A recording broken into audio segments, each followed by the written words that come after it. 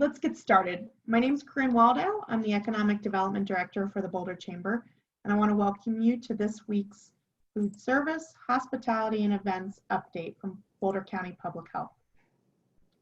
I want to thank you for continuing to tune in, to get your questions answered, to find out information you need to know about your industry and other industries, and to provide feedback as we request it. At this time, I'm gonna hand it off to Lane Drager with Boulder County Public Health, but anytime during the process that you have questions, please put them in the Q&A feature or the chat, whichever is the most accessible to you. There you go, Lane. Thanks, Corinne. Thank everyone for joining us. We're gonna get into a lot of the stuff that we've been covering for the last several weeks.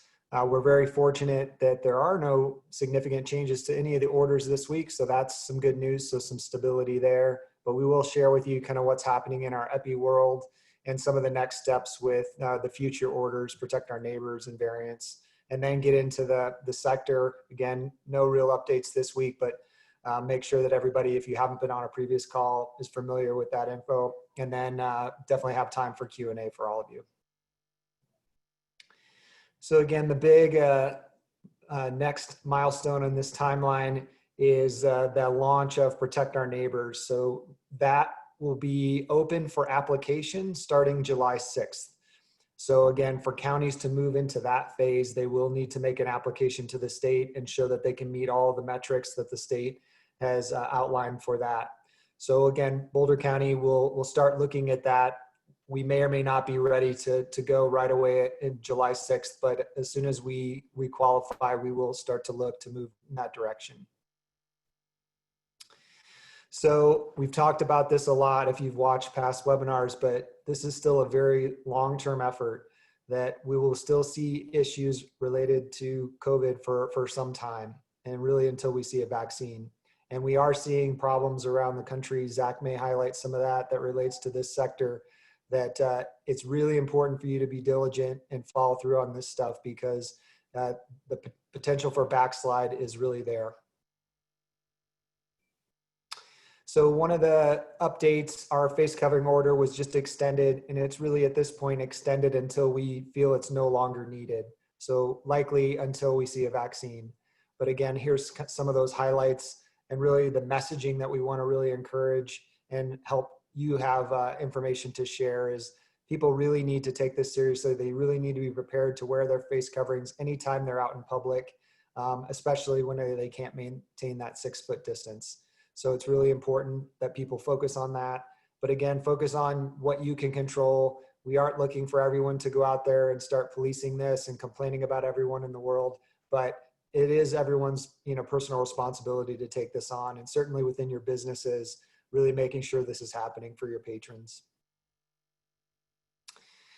Here's again some information. You can get that link to that face covering script that we've helped you be able to have those conversations with your patrons in situations where people aren't wearing face coverings. So that'll give you again some resources.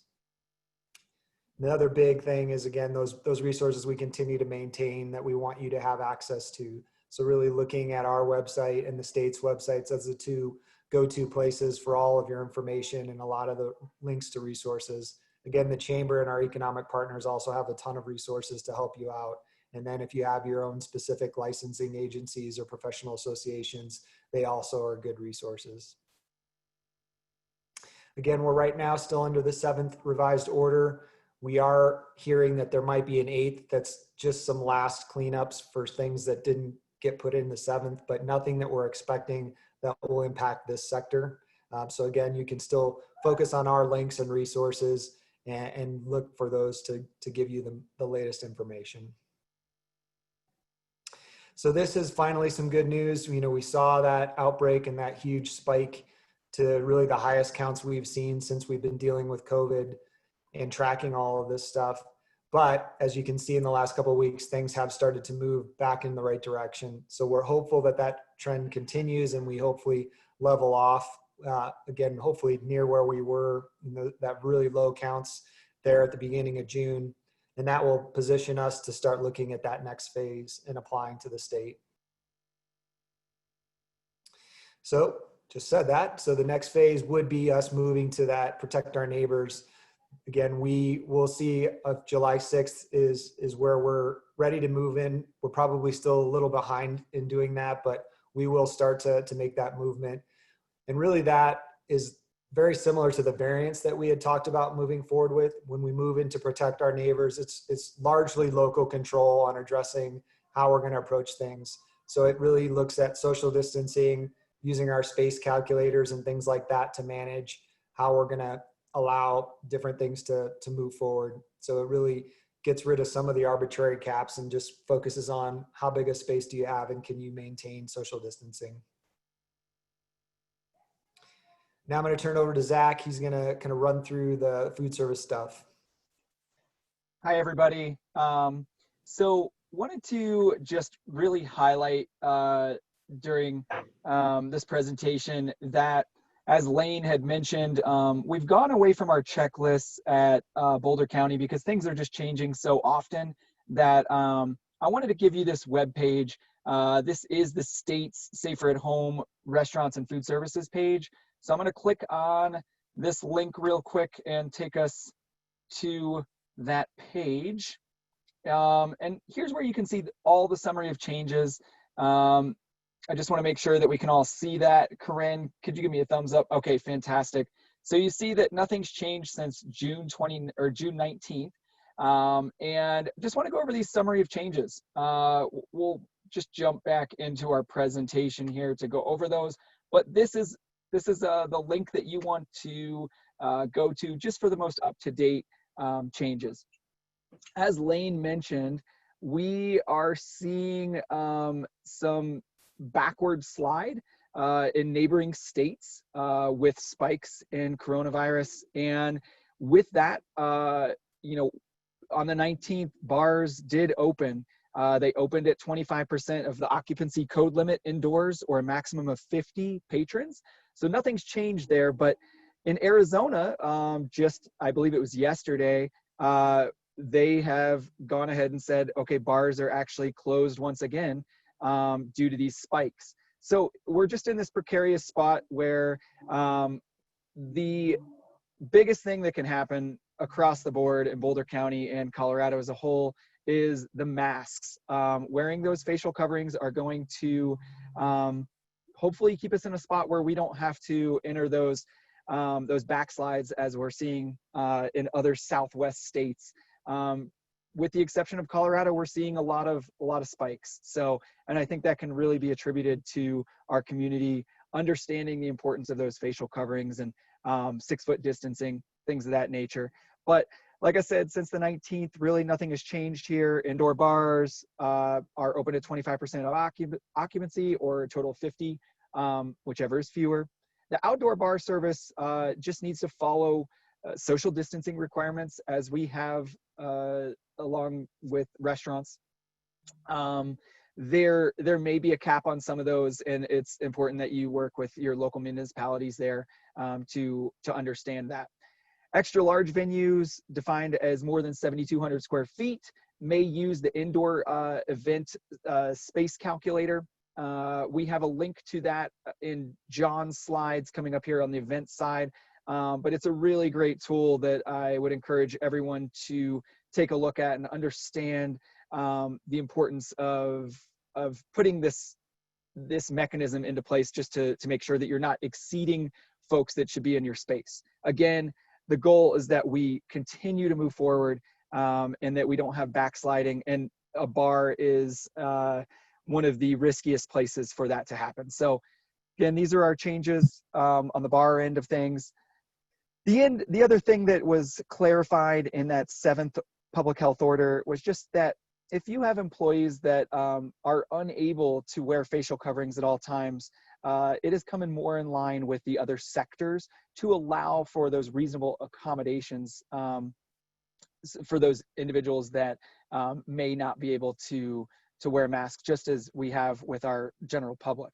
However, if they cannot wear a mask at all times, 6-foot distancing is just going to be imperative to prevent any kind of outbreak situations from happening and exposures. Gloves, as we always talk about, are used for ready-to-eat foods and food service, but they're also encouraged when you're dealing with customers or goods. So I often talk about the cashier situation. Those folks really should be wearing gloves when they're interacting with general public.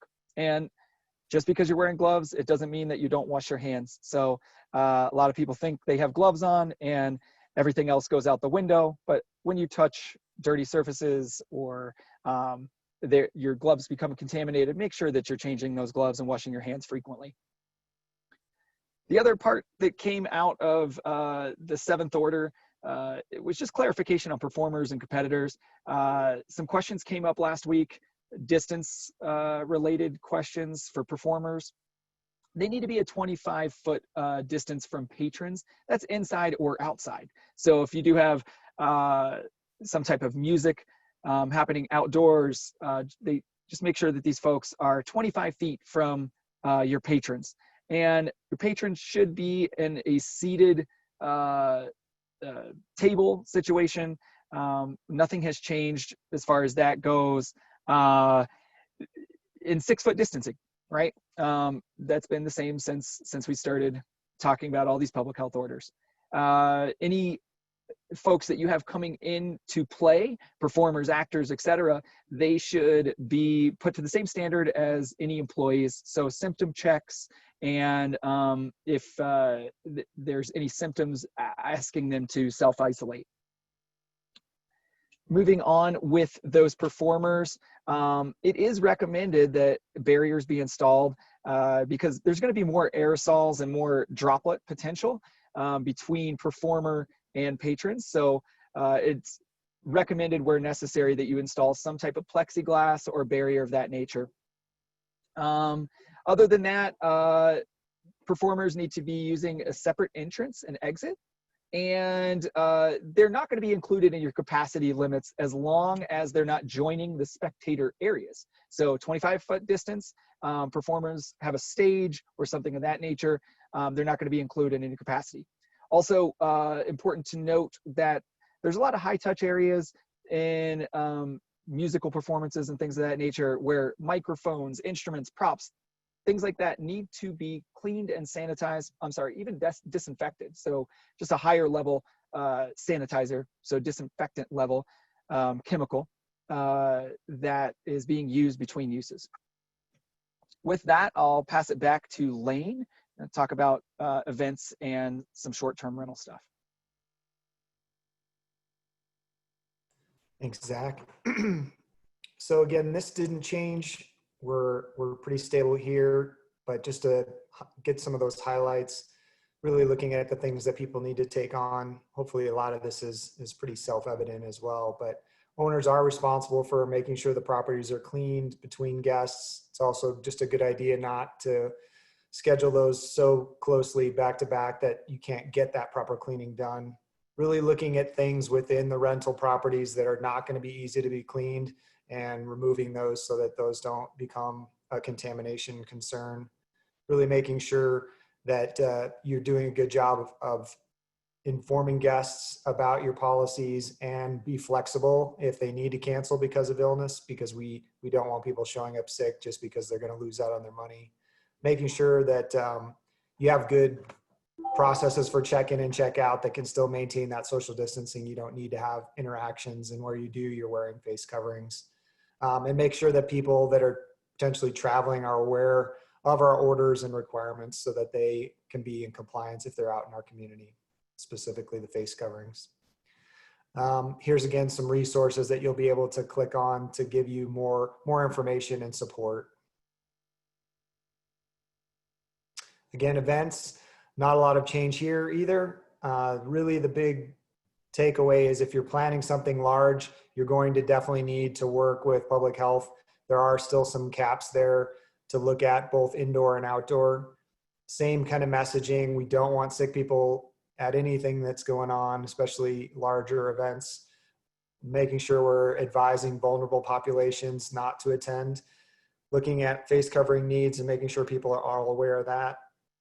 Really looking at symptom screening for all the folks that are going to be participating in your events, meaning, you know, the staffing and that sort of thing.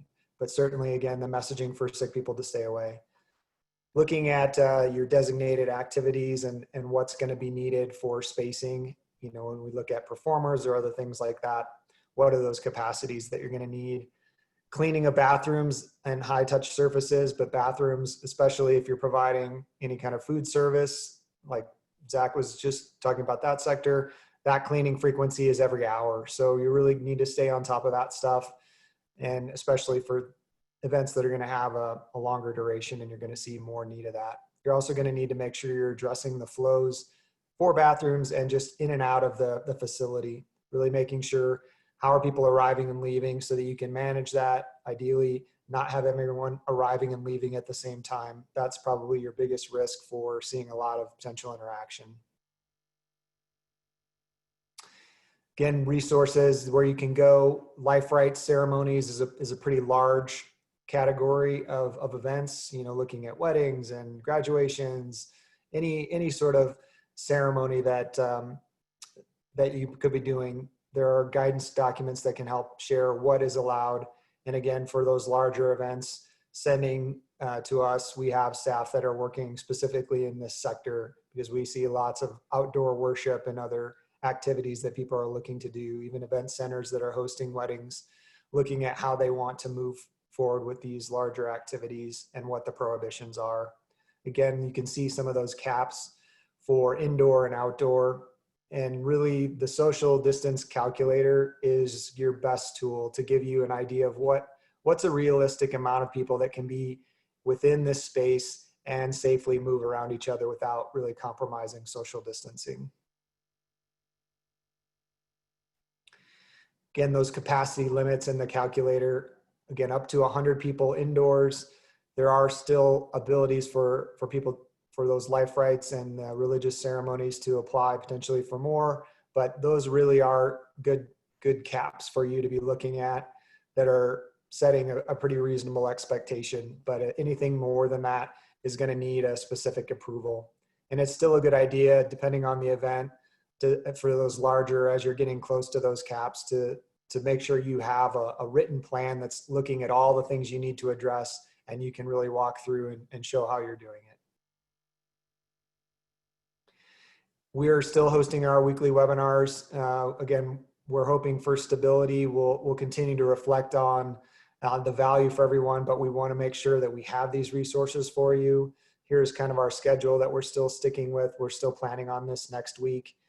For those businesses or folks that want to refer some of your staff for a Spanish session, that is still going on tomorrow. So again, those resources are all maintained by our chamber partners, and all those links to continue to access those. One important highlight we want to call out is starting next week, the call center hours are being reduced. So from 9 to 2 is when our call center is going to be active. We've really seen most of the activity happening in the mornings and really want to be conscious of how much staff we're expending and how much resources go into that.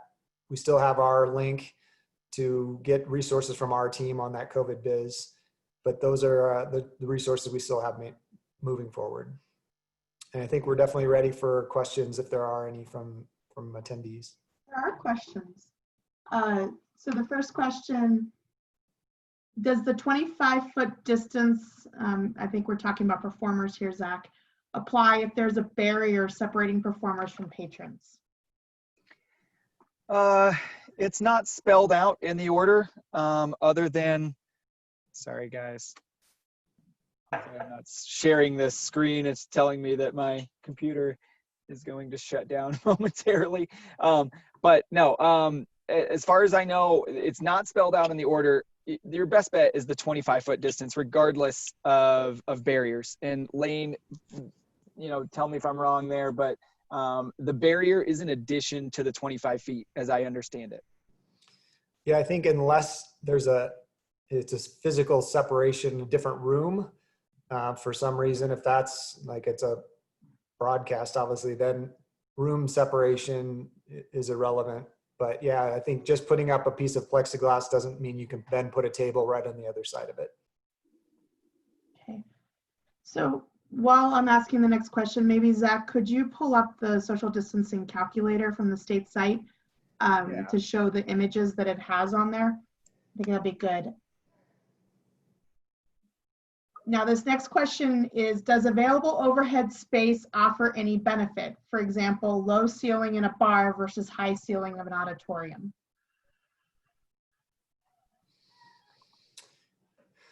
I'm not sure if I fully understand that, but if saying if you have a higher ceiling, does that mean are you still held to the same standard? And the answer would be yes. We're really looking at the ability of people to pass within your facility. And this is again, looking at events more, I think, where people are really moving around. There are more specific standards for restaurants and dining, talking about the spacing between tables and how many people can be at a table. But for events or again, for people moving around, we're really looking at that social distance calculator to really make sure that you don't have too many people in your space and they can't really move.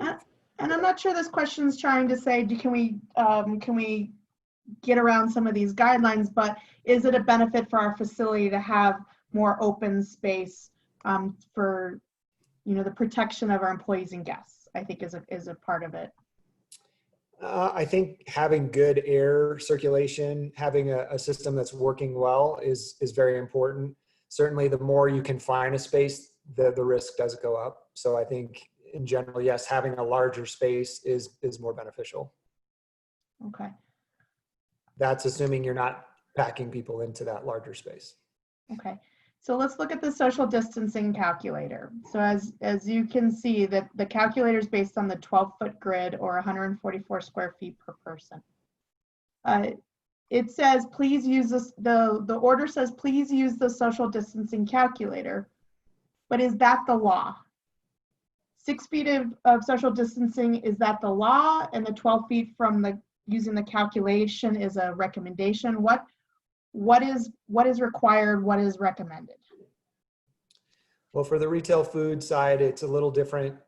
You're looking at more stationary. So that is based on how you're able to space your tables out. And, I think Zach shared that in past sessions, that the tables need to make sure that no patrons can be closer than 6 feet and no more than 8 people per table, and no interactions between dining parties, so tables shouldn't be interacting. Outside of that, you don't need to specifically look at the calculator, I think, for figuring out that occupancy, other than there is a cap on the indoor and there's not a cap on the outdoor dining. Zach, go ahead and add anything else on that one. Yeah, I was just going to say that's where going to this state webpage for all the updates is important. I only covered a couple of our changes to the 7th public health order here, but everything that's in place as far as requirements go is up to date in here.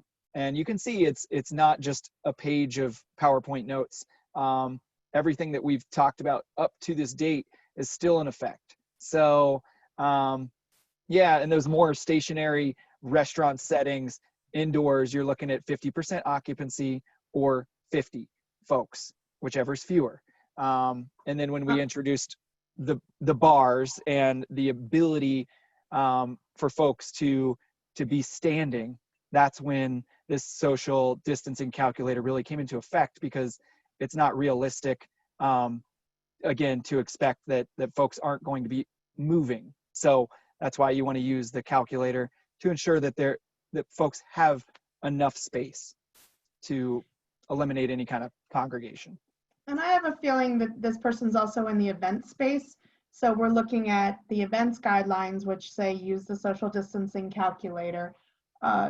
And, if they come back and it says, this many people, is that the law, or can they take into account clusters of families that sit together and some of those other pieces?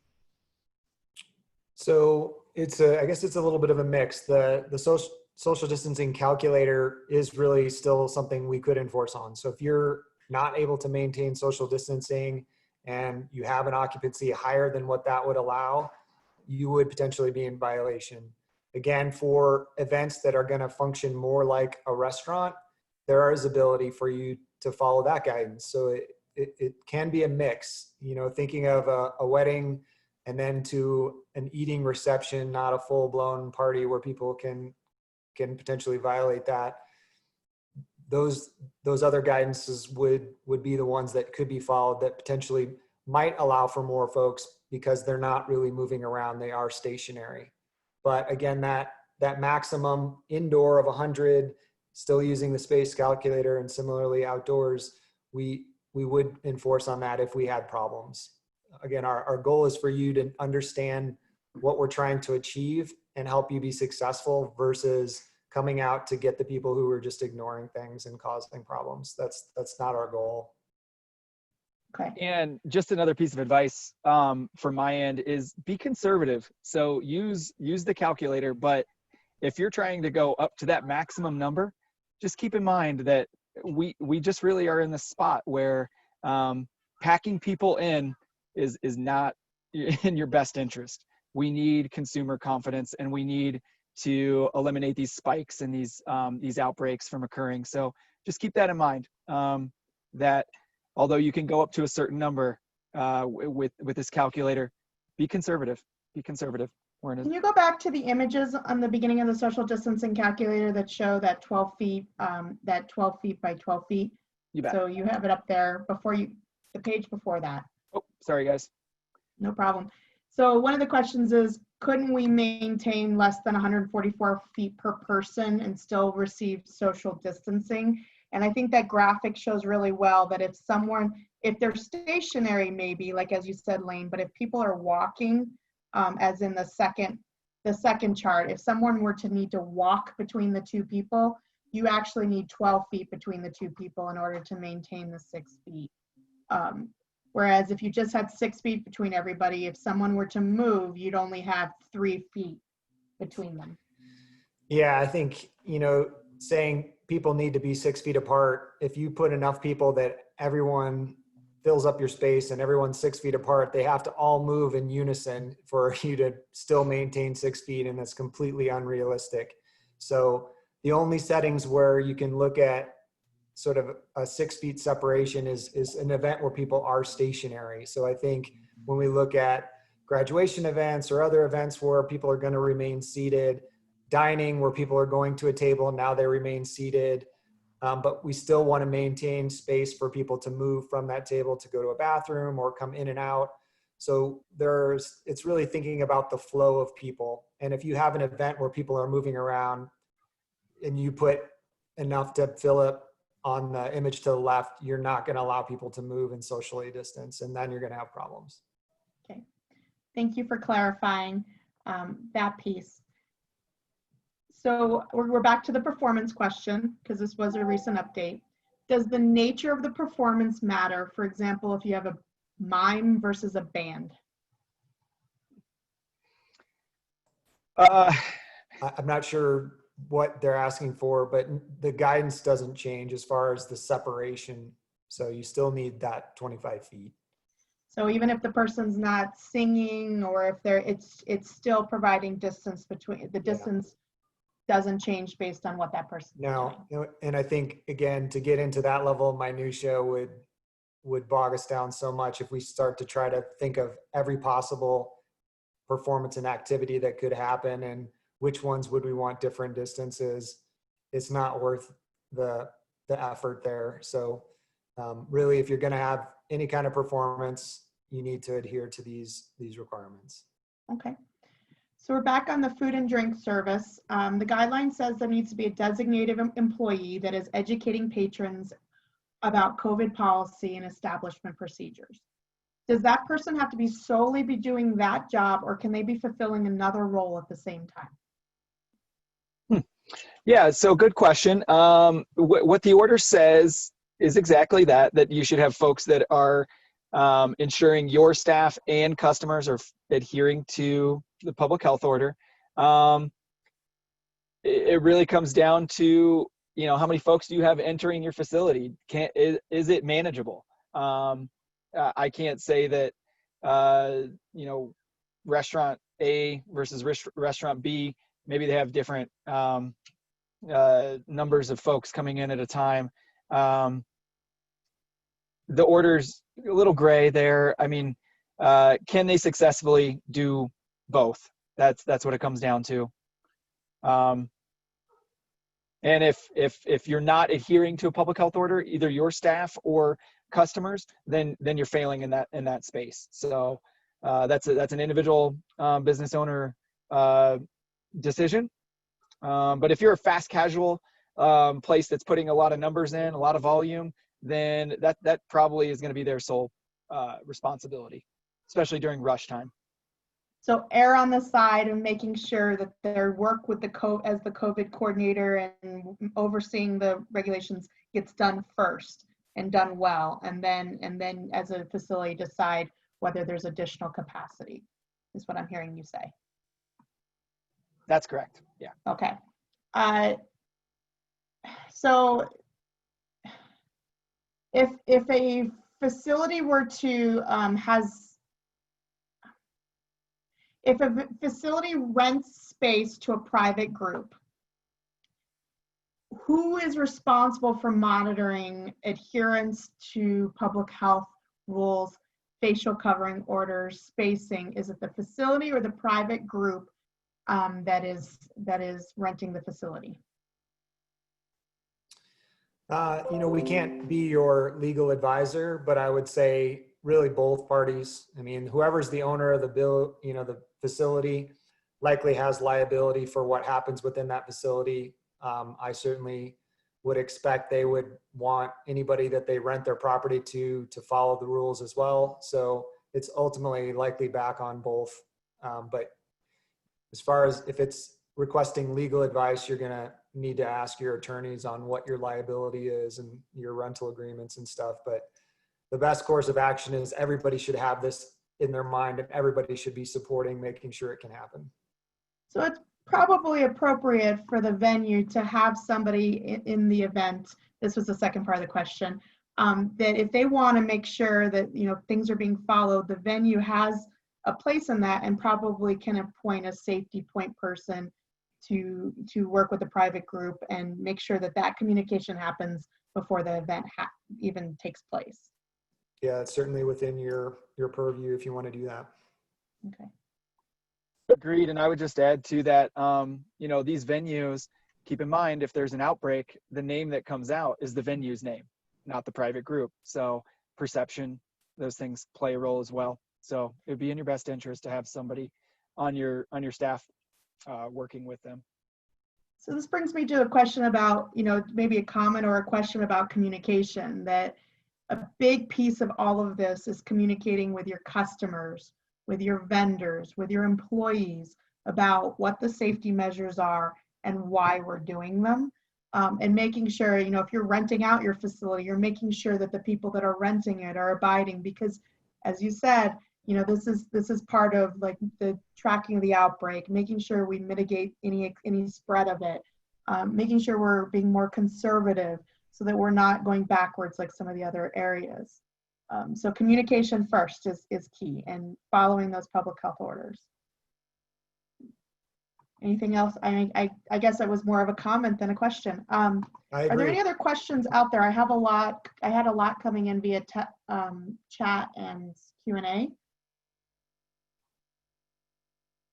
I have a question for you. So let's say this one actually came in via email. Let's say your employees come to you and say, I've been interacting with some of the people that have tested positive, or I interacted with this group of people and there's a potential that there's a positive case. What do you do as a business, as a restaurant? Who do you contact to figure out what to do, how to communicate to your employees, what the next steps are, if there's just a fear among your employees that they may have been exposed?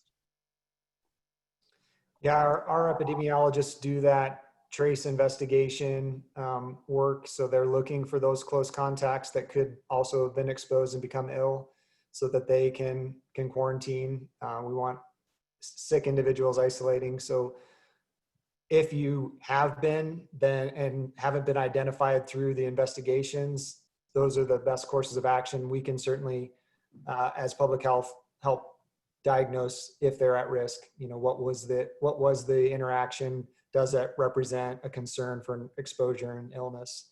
Certainly if they're having any symptoms, again, back to making sure people are excluded from your events, and then they follow through on that stuff. It's really important. I think the quarantining is really important because we're seeing people be asymptomatic. They're not showing signs of illness, but they do have the virus and they can transmit it to others. So that is why if you have been exposed to somebody that you know has COVID, you do need to take these precautions because you can still spiral that virus through the community even though you're not feeling significantly ill.